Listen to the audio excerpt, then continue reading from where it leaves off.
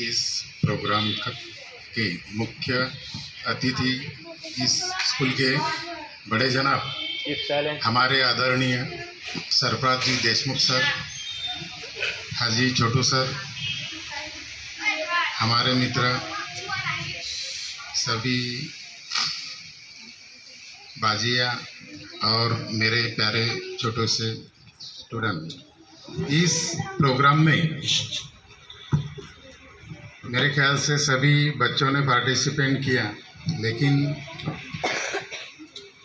जिनको इनामात हासिल हुआ मैं मेरे तरफ से उनको हार्दिक बधाई देता हूँ।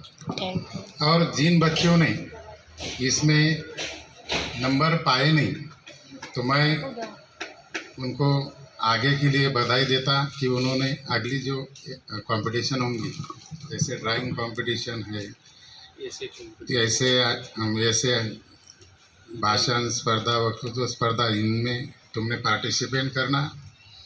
और ऐसा कभी नहीं समझना कि अपने को इनाम मिला नहीं।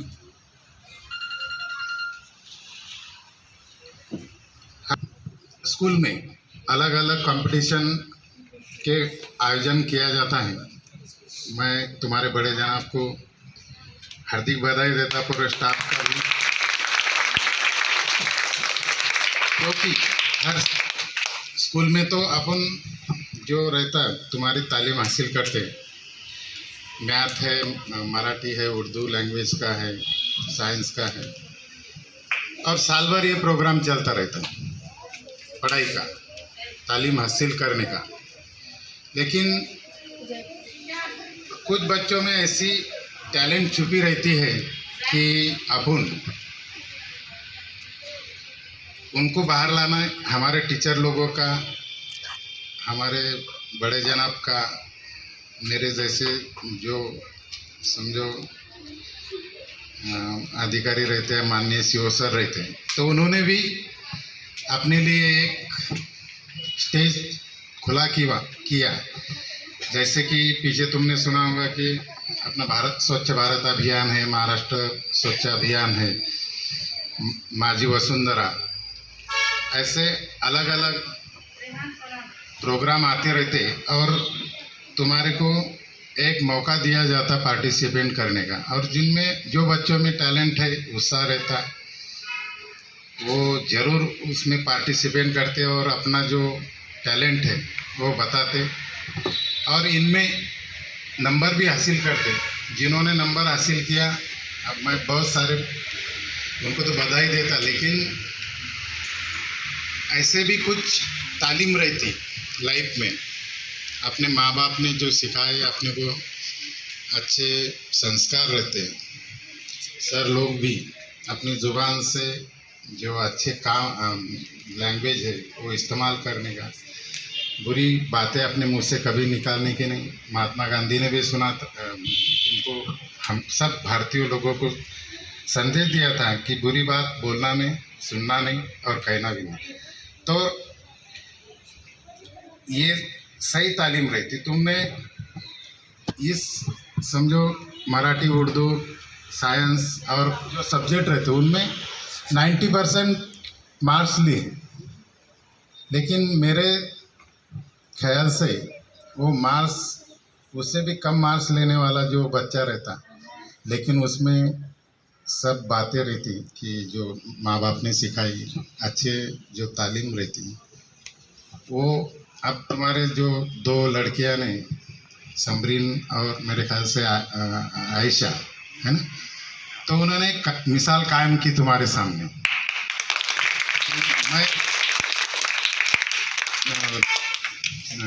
दोनों भी है कि नहीं, तो सही में यही सच्ची तालीम रहती स्कूलों से कि जो अपन ने वो दो बच्चियों को समझा कि ये 50 रुपये अपने नहीं है, खुद के रहते कि वो जो मिले अपने को, कहीं भी कुछ भी मिल सकता है तुमको, किसी के पैसे मिल सकते हैं, कुछ ज्वेलरी मिल सकती है, किसी की क्लास में पेन मिल सकती है, ये कॉपी मिल सकती है, लेकिन उस पर अपना हक नहीं रहता।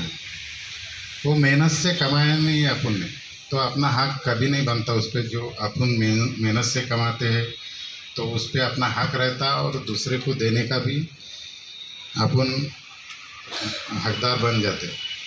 जो पराया, जो मिले हुए जो संपत्ति उस पर अपना अधिकार नहीं था, ये सच्ची तालीम है। और मैं दोनों लड़कियों का अभिनंदन करता हूँ। और एक मिसाल उन्होंने सभी स्कूल के सामने कायम की। ऐसी तालीम हासिल होना चाहिए बच्चों में। भले ही उनको 1% मार्क्स कम मिल जाए, तो हम साल भर में जितने तुम्हारे सर लोगों को बोलते रहते बच्चों में गुणवत्ता आना चाहिए, सभी बच्चों को पढ़ाई आनी चाहिए। अभी सर लोगों ने, बाजिया लोगों ने तुम्हारे को इतने कंपटीशन में तुमको एक मौका दिया, तो सभी बच्चों ने मेरे ख्याल से उसमें पार्टिसिपेट किया। जिन्होंने नहीं किया, आगे अगली बार से जब कोई एक बख्शीश पाता, फर्स्ट नंबर का प्राइज़ पाता है समझो, तो तुमको दिल को लगता होगा ना कि हमने भी ऐसा हिस्सा लेना चाहिए कंपटीशन में। और अगली बार ज़रूर जितने भी कुछ कंपटीशन होंगे, एग्जीबिशन होंगे स्कूल में, तो उसमें पार्टिसिपेट करना। और मेरे को यहाँ सर ने बुलाया और एक अपने नगर परिषद में भी स्पर्धा का आयोजन किया था।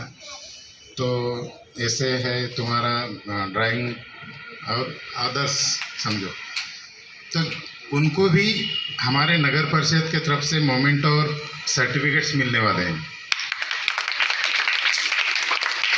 तो अपनी स्कूल हमेशा ऐसे जो प्रोग्राम रहते, गुणवत्ता के बारे में तो बोलने का काम ही नहीं, सभी स्टाफ अच्छा है। तो मैं सभी का अभिनंदन करता फिर से। और मेरे को आयोजक ने यहाँ बुलाया और मेरे को मौका दिया कि ये बख्शीश वितरण समारंभ का चीफ गेस्ट बुलाकर मैं उनका भी फिर से शुक्रिया अदा करता हूँ और मेरी 2 बातें रखता हूँ। ठीक है, थैंक यू।